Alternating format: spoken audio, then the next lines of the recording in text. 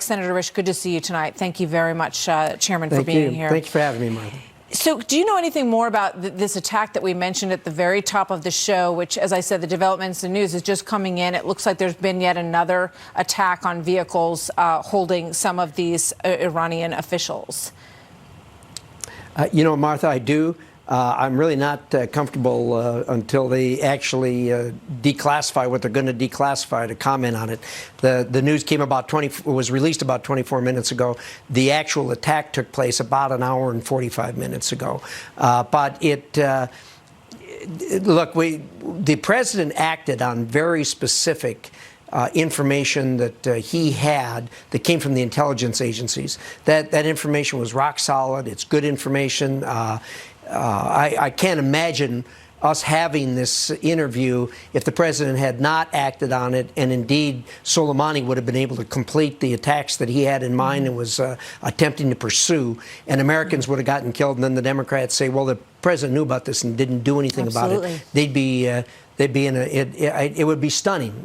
But this president hates doing this sort of thing. He doesn't like doing kinetic attacks. But put in a position that he's been placed in with this, plus with the information that we had, he did what he had to do, and we hope the Iranians will step back, take a breath, and understand that they've been escalating this for a long time. That's clear. I mean, we pointed that out with just the reminder at the top of the show of the escalating attacks that have happened on oil interests of our allies, and then on an American citizen and on the U.S. Embassy. It makes it pretty hard to understand how you could not have some sort of retaliation. But let me just go back and ask you one more question about these attacks, the additional attacks that we're seeing tonight. Because what we've heard is that there were plans underway to attack U.S. interests, and that's what prompted the hit on Soleimani that killed him last night at the Baghdad airport. So the question was, who replaces him? Are the attacks still going to be carried out or even escalated in response to his death? So the attacks that we just saw about an hour and 40 minutes or so ago, were they aimed at some of these individuals who may have continued to carry out these attacks?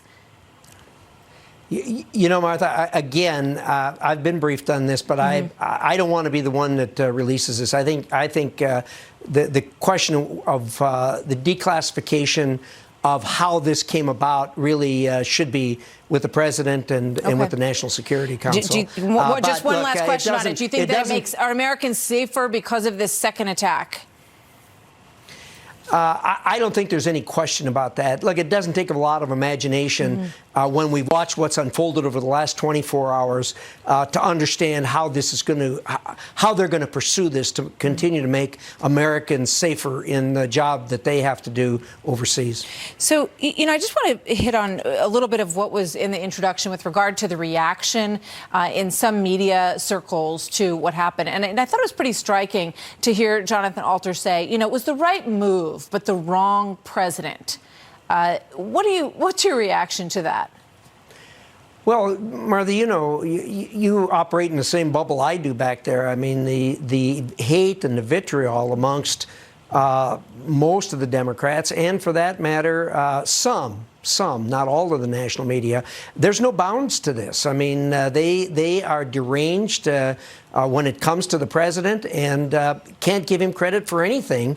A good example of that's the economy. I mean, we're coming off the best year in 50 years, and you never hear them acknowledge that President Trump has given this to the American people. But, I know you said back in June that the president considered an attack after the attack on the Saudi oil facilities and that he agonized over that. So the suggestion, I think, here, that it's the right act, wrong president, is that he won't be able to do what's necessary next, or that he doesn't have a strategy for what happens next. So just a quick thought before I let you go on that.